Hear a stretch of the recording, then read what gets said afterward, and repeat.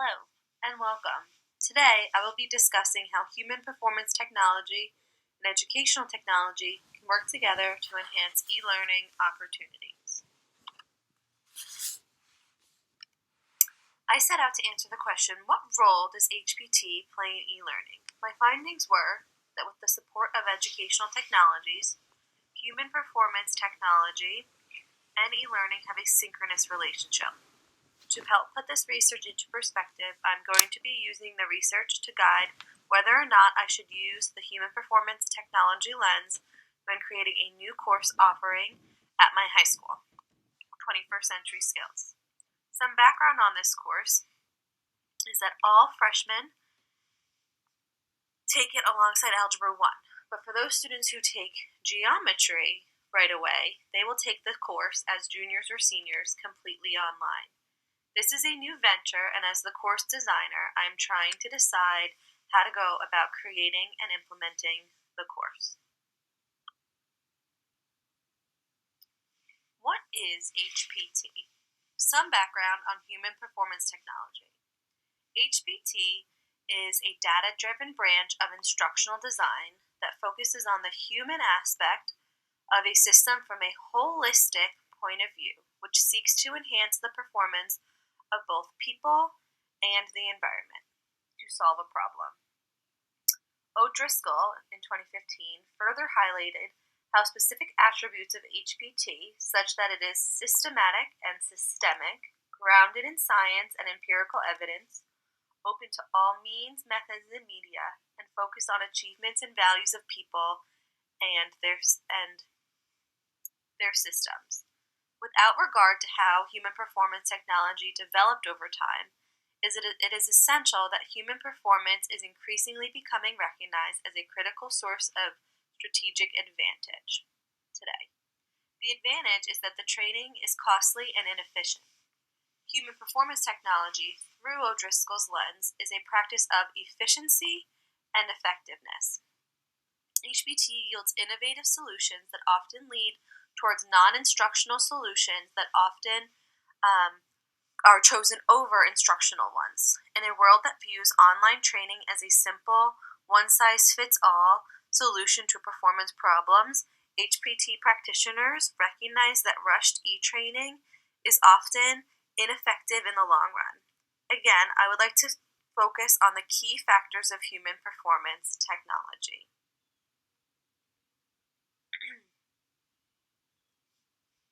Although derived from psychology and social sciences, HPT has become a more casual problem-solving practice today. Industry leaders understand that an inclusive knowledge base and theoretical foothold are necessary to maintain the prestige and notability of the industry. One solution is more research at the academic level. More HPT programs and courses are popping up at the collegiate level each year. Wide varieties of online courses and flexible learning paths are ironically causing an uprise in these instructional design courses. In this way, ID is both accelerating learning capabilities, creating jobs in online learning, and promoting scholars in the field to help create this theoretical foothold.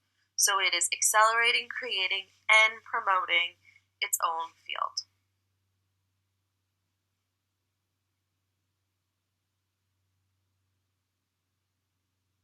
Let's take a look at HPT in today's world. Today's world is fast-paced and technical, with a here-and-now attitude. We can only predict that in the future this will become more and more so. Our challenge now, as HPT professionals, is to apply the processes and tools honed by these pioneers over the past 40 years to drive performance within today's increasingly complex information age organization. Work towards solidifying the specific practices needs to continue. The connection between practice and theory in today's technological climate needs further attention. Stolovich summarizes his solution as the Golden Rule. His Golden Rule states that if you are a practitioner, think of yourself every day as a researcher. If you are a researcher, think of yourself every day as a practitioner. He believes believes that through respected adherence to our scientific roots, we can ensure that HPT will maintain its right to endure.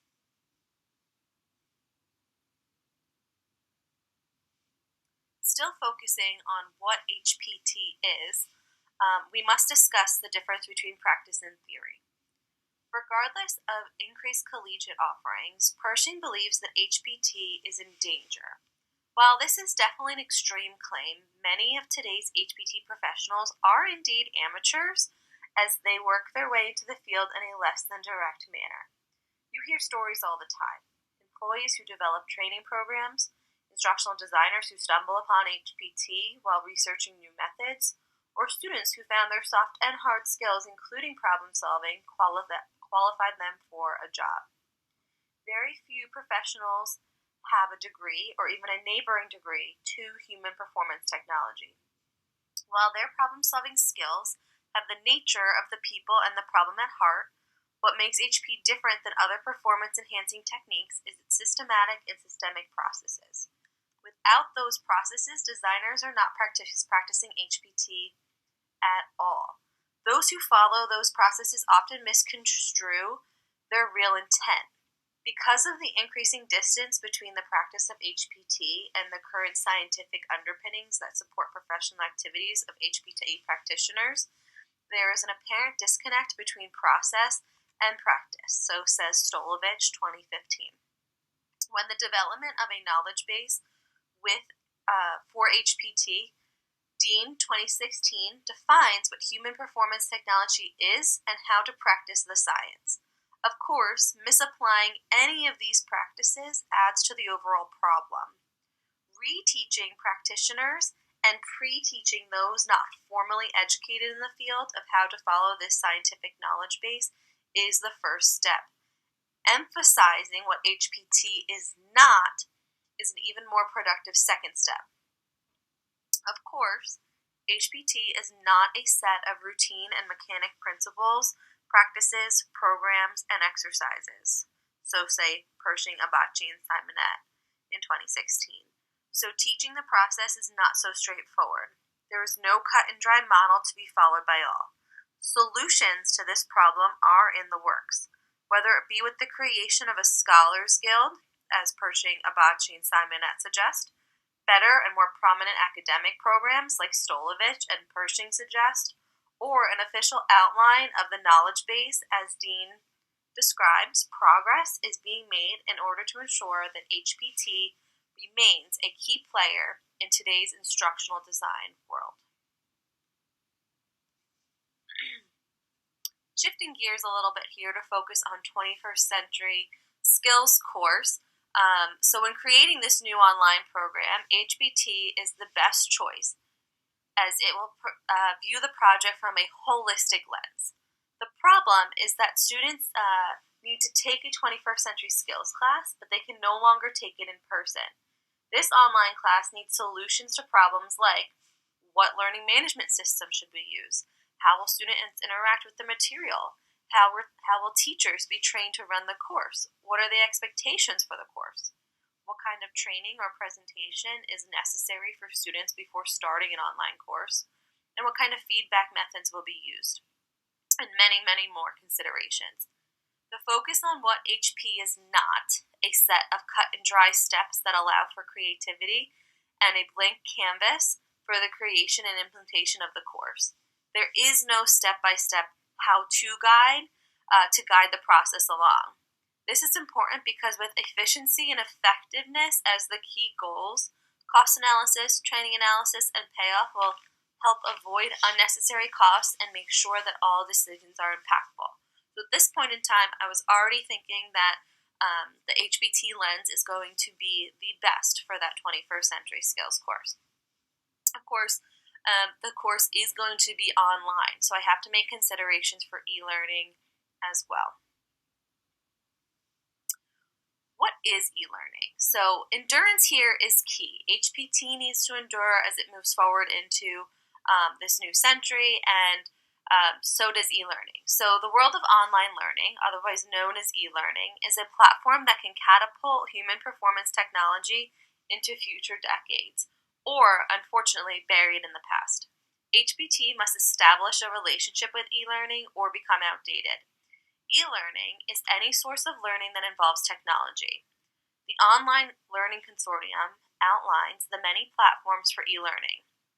The platforms include Classroom Course, which is the traditional classroom that uses simulations, labs, or software throughout but still meets in real time with the general instructor-driven roles. You can think of this as the traditional classroom with the technology embedded throughout. This is the old model for the 21st century skills class. They go to class and they use all sorts of modern technology to help and aid them learn, but it's still that traditional teacher-led classroom setting. Other types of e-learning systems are the synchronous distributed courses, which are a general classroom lecture method that extends online to distance learners. So this may mean that the class is meeting in a physical room with many students in attendance, and then there's even more students globally tuning in and participating remotely. So that would be if I was teaching my regular 21st century skills class, and then I happen to have students at home. Maybe they were on vacation, or they were home instruction, and they were able to learn synchronously in that course, but like from their remote location. The next type of e-learning is web-enhanced or blended learning. So these courses meet online and in person on different dates. So this is typical of a college course or graduate degree program where instructors might meet in person every other week and then utilize online assignments the rest of the time. So that's where that blended comes into mind. It's kind of a half and half. Lastly, of course, there are full online-only courses following both asynchronous and asynchronous models. Synchronous models mean that all learners are tuning into a lecture, project, or class at the same time, whereas asynchronous models are more flexible as there is no shared timeline. Each of these models is changing the face of modern education. Paul, Ali, and Gulliver in 2018 declared that as a result of exponential online enrollment, traditional universities and colleges are offering an increased number of online courses at all education levels. Data trends suggest that the number of online course offerings will soon overtake the physical course offerings. This trend is mirrored in the world of K-12. With all of these e-learning models, instructional designers are in higher demand than ever before. Speaking of that K-12 world, when it comes to the creation of this course, not only is it important that a class teaching about 21st century skills would be formatted in a 21st century way, but it's also one more way that school districts in the secondary level can prepare students for these blended or online courses that they are sure to experience at least one time or another when they get to higher level education. Alright, so we're still continuing our talk here about e-learning and what it is and how it relates to HPT. So human performance technology should hold a stake in the online learning market. E-learning requires an ontological learning approach, which is student-based, differentiated, and nonlinear. This is in contrast with the traditional epistemological approach familiar to the traditional classroom. Because of this flexible, student-centered, individualized approach of online learning, researchers have found that online learners are more motivated than the classroom learner. I will speak to this more in a minute. One of the reasons why this motivation might be is because people of all walks of life can access their education. People of every background may be searching for education to advance their careers, to start a new career, or even start a new life. For these reasons and more, e-learning has already infiltrated the American educational system. However, the hesitation is in global communities and third world countries. While massive online open courses are connecting learners from all over the world, technology is not always available or the best choice. While we can imagine how human performance technology can help e-learning infiltrate global educational systems, I will next take a minute to explain how the HPT lens has affected traditional global learning markets. We really want to see how this would affect markets of the whole world. So in considering these third world countries, one such demonstration of HPT on a traditional classroom is Edwards' 2015 study in Ghana, while they were working to rebuild their educational system. So some background on Ghana. With failing school systems, the Ministry of Education and its district principals started implementing change via training outlets such as mentor programs, e-learning programs, and other pieces of training. They falsely turned only to e-training trends. After analyzing the entire system from a human performance lens, Edwards found that there was a correlation between having a purpose-driven life, which she calls PDL, and career aptitude. So controversially, she believes that by removing the spirituality and religion from their educational systems, they created this deficiency of meaningfulness that can be the difference between strong and weak leadership. In this case, practicing HPT uncovered this revelation regarding this purpose-driven life, or PDL. When others were turning to e-training, teacher prep programs, and instructional materials or building upgrades, the heavy dose of analysis that only HPT can provide overturned a motivational factor, spirituality. I truly believe that any other approach would fail to recognize this particular factor. According to Apal, Ali, and Gulliver, research implied that online students are much more goal-oriented and proactive, meaning that they are more motivated to learn and value their education than traditional students. Motivation is one of the keystone factors of HPT analysis, which other systems routinely overlook. Nearly 5,000 miles away from Edwards' study, Hashemi, Karami, Ahanchian, and Chevlar produced a case study on improving another developing system, Afghani schools. The researchers acknowledged that schools in Afghanistan have been developing for the last decade, but they are too quick to jump into proposed solutions rather than identifying any underlying causes. From this revelation, Hashemi et al. Hypothesized that by developing a more comprehensive understanding of human performance technology and the influence that it has on principals and organizational effectiveness, schools may become more effective in providing development strategies and frameworks that promote improvements. This idea derives from the countrywide initiative of finding quality solutions over quantity. The case study was a successful one. By looking at the school system via the HPT model, 8 gaps were able to be identified. What Edwards had coined the deficiency of meaningfulness, Hashemi et al. Referred to as motivation deficiency. Either way, they kind of coined the same idea, that both of these very different systems identified an insufficiency that, if treated, could be more effective than any training. If the motivation isn't there, all of the efforts could have been for naught. This inefficiency is a realization that the author's claim would not be uncovered through any alternative analysis process other than human performance technology. So this was really groundbreaking. When thinking about this, and then my 21st Century Skills course, I was just thinking about how while the world is opening up to e-learning, online classrooms and teacher training are not a cure for unsuccessful school systems. HPT is both a way to better an existing school system and a way to create a successful school system. With many schools, including K-12 and higher education, creating e-learning platforms, HPT practitioners should be involved in the creation and development. In the case of my school, we can once again recognize how HPT can be a strong tool in the creation of this inaugural 21st Century Skills class. The third part of this project's scope was looking at educational technology.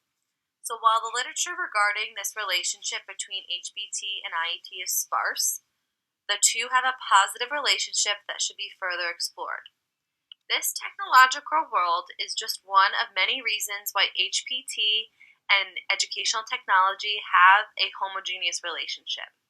The other reasons include dangers of over-technologizing of over-technologizing that technology is one of three main components of human performance technology. That e-learning needs to be monitored through the HPT model, and that for teachers to teach through technology, they need to properly and efficiently be trained. To the unfamiliar reader, human performance technology and instructional and educational technology might be confused for the same thing. In truth, the IT field and HPT field have different emphasis. It has produced studies on conceptual frameworks, ID models, and designing learning environments, whereas human performance technology emphasizes instructional designers' practices from the lens of both experts and novices. Educational technology includes all of the physical advances, devices, and systems utilized in the learning setting. In either case, technology includes more than the tools and gadgets familiarized in today's culture, but any system, item, or policy that aids in reaching performance goals. So you can see here that they have a slightly different lens. Human performance technology is really focused on that human aspect and how the whole group works together in that holistic manner, versus educational technology is more concreted in the devices and advances themselves, and then is usually more comfortable working with those strict models and frameworks traditional to other instructional design. However, together, they're going to have a really synchronous relationship.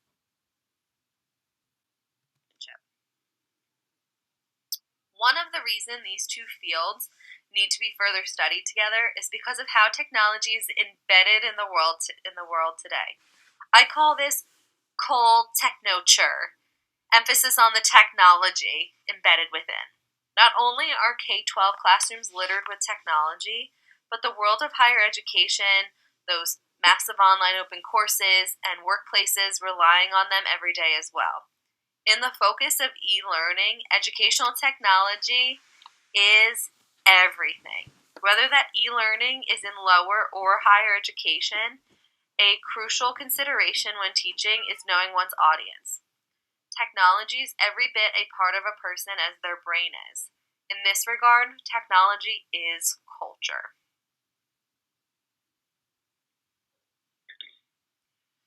Regarding technology as a culture, Cloet explains the concept of the technological bluff.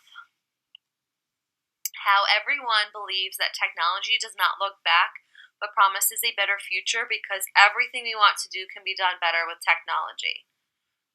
While e-learning and educational technology is not necessarily a sham, as the technological bluff kind of suggests, it should not be embraced for the wrong reasons. I see this in classroom use. A new tool or website is discovered, and teachers work a lesson plan around it to tick off their technology box and get a good observation review, rather than because the tool is the best way to teach or practice the material. I mentioned earlier how the ontological approach to online instruction promises individualized instruction for all, and this is really idealistic in learning theory, but the method assumes that students will remain intrinsically motivated to study and participate on their own, which unfortunately is not always the case.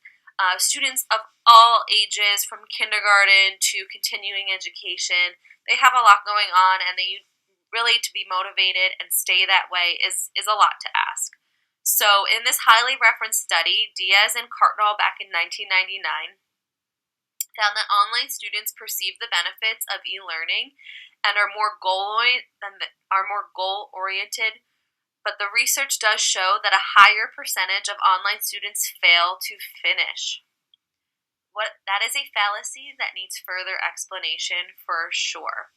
How could that be happening? They're more motivated, they understand the value of their education, they're usually choosing to be educated in that form for a reason, yet they somehow make excuses to fail or to not reach the finish line.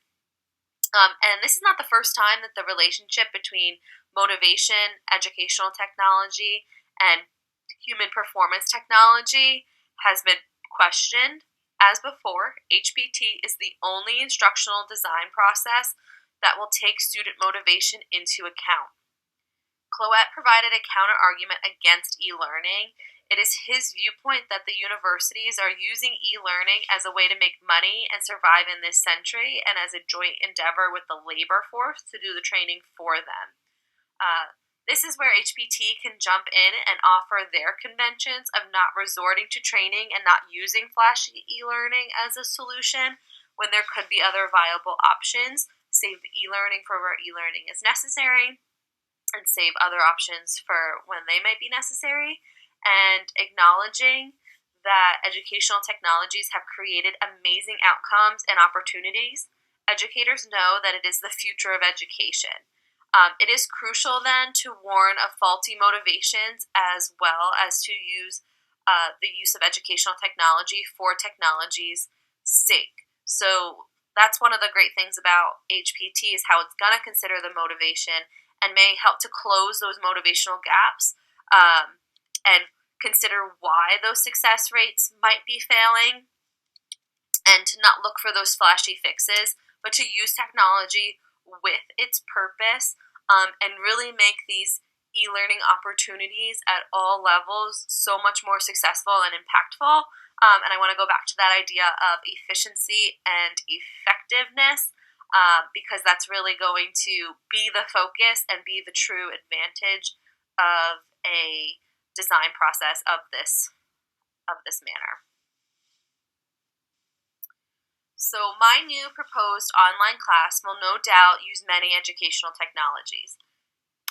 This e-learning platform will rely on the learning management system Canvas that is utilized district-wide already. It will utilize multimedia presentations, simulators, and exercises. There will be a need for online communication, participation, and assessment, all of which would not be possible without modern technologies. The decisions about content, timeline, and processes will also need to be made via HPT. However, if we want to tackle the motivational factor and have our students stay on task and complete the course successfully. This brings me to my research conclusion. My research conclusion is that the three subsystems should work harmoniously together. Educational technology itself has always been around, but as an accelerated field, its history is essential.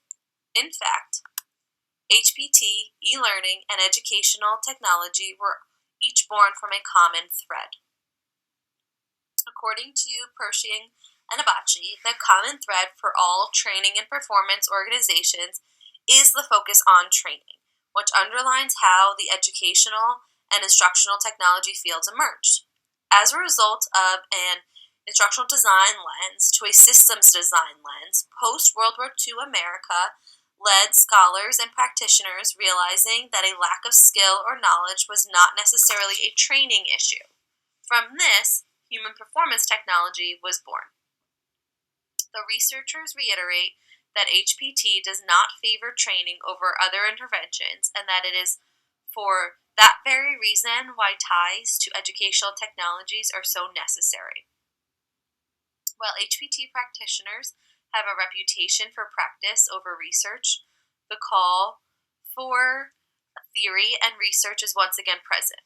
The history of human performance technology established that it was derived from theory, yet today it is a field-based almost entirely in practice.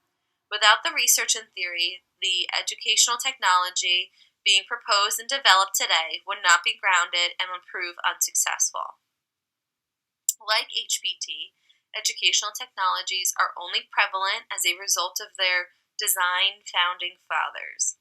HPT and ID may be the knowledge base for HPT's power.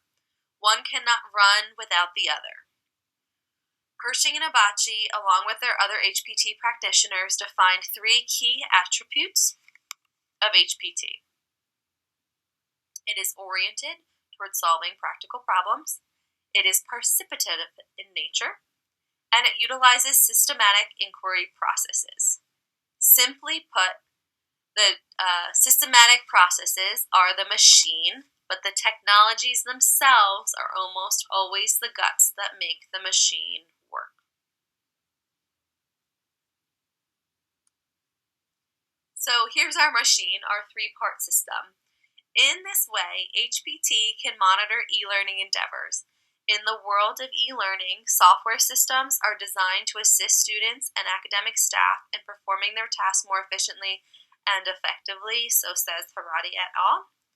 Efficiency and effectiveness are two cornerstones of the HPT empire. Viewing e-learning through a technology to performance window, it is HPT that should monitor and motivate e-learning platforms. In their study, Haradi et al. Examined the human experience when using technologies educationally.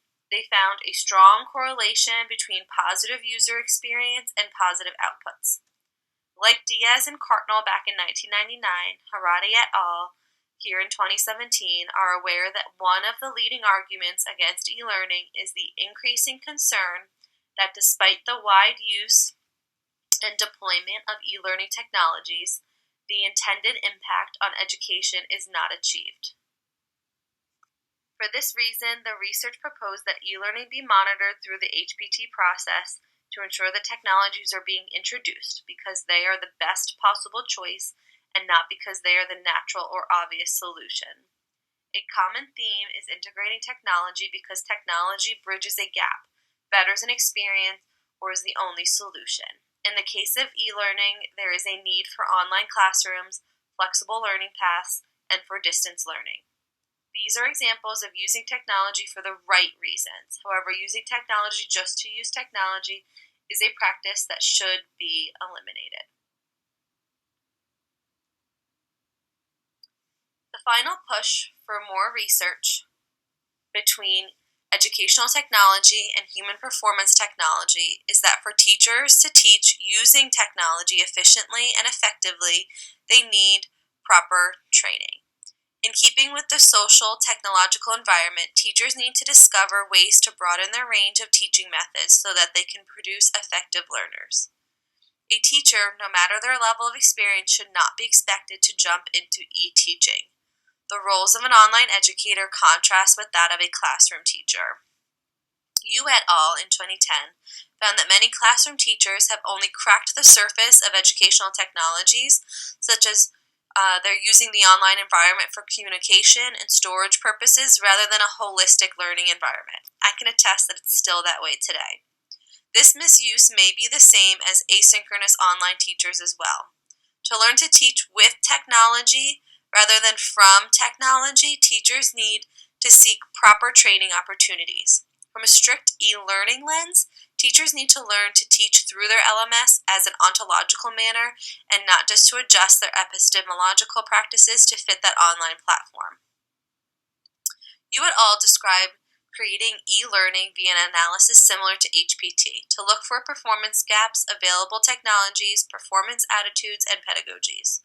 The benefits of such a method would be targeted training and a better impact on students, leading to yet another step towards the idealized, personalized learning that technology promises.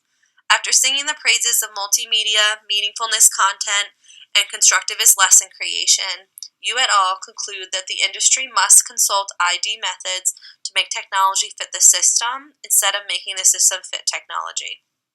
This fit issue is becoming educational technology does not create proficient learning itself, but can provide a forum for effective learning if properly utilized. This research showed I would have to consider the staff training during the HPT process to ensure that all teachers properly adjust to the new teaching platform along with the new learning. So to kind of recap there, this technology to performance lens is really going to make sure that technology is being used purposefully. The work by these researchers showed that when there was a positive user experience in using the technology, there was going to be positive user output. So the technology is working for you to make sure that it is performing the way that you want it to be and not that you're just doing it for the sake of doing it. So really that hold on having that purpose of technology, making everything intentional and bettering the quality of your lesson rather than just changing your lesson. There is this ongoing need for e-learning. This is across the board. There's so many great things that e-learning does, and we keep going back to that idea of individualized learning, that you can have different pathways and learners can learn at their own pace or on their own time schedule, and this is just something that's not going to go away. But in order for it to be great, we need teacher training, because the teacher training is what's going to make the classes great. And when the classes are great, the students are going to get the most out of that impact. But again, unfortunately, great teachers aren't immediately great e-teachers. They need to be trained on how to become great e-teachers. It's a total flip of a mindset. I think that most great teachers can become great e-teachers, but they just can't assume that they can just go from one platform to the other, or that would be a complete misuse of that online learning platform. In conclusion here, aside from my dilemma for my 21st century skills class and the positive HPT conclusions I was able to make, ample evidence has been curated to confirm that a relationship between educational design and human performance technology does exist. There does, of course, need to be more research in this relationship. Much like the world of HPT in general, more of the science needs to be based on research and theory. This need exists because the framework is what supports the weight of the many technologies and techniques used in the field. Technology is a continually changing matter, but it is a constant. There is no denying that. Educational technology requires areas like HPT to propel innovation and purpose. HPT could not exist without certain technologies, and the converse is also true, creating that symbiotic relationship. There is a three-part system at play here. The industry must encourage HPT practitioners to base their decisions and practice on sound theoretical constraints, scientifically derived evidence, and respectable, well-documented professional precedent, so says Stolovich in 2015. Second, educational technology must embrace HPT and work together to create the best solutions to failing learning systems and when creating new e-learning systems. Finally, knowing that e-learning is the future of education, the industry must utilize the systematic and systemic processes of HPT to develop new individualized learning opportunities that maximize efficiency and effectiveness. ID and education industry should not be fighting to the top of the educational totem pole. They should instead play off each other and support each other as learning claims the top spot. I hope you enjoyed my presentation and that you learned from it. And yes, I will be using all three of these as I embark in this new 21st century skills e-learning endeavor. Thank you.